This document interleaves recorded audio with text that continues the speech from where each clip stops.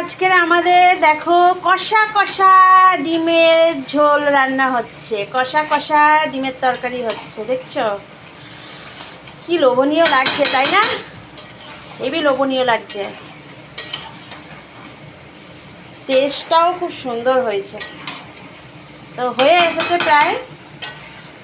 তো দেখো কেমন লাগছে রে, কালারটা হেভি লাগছে না? কালার দেখলেই খাওয়া হয়ে যাবে, তাই না? হ্যাঁ হ্যাঁ আমার মেয়েদের প্রিয় খাবার ডিম।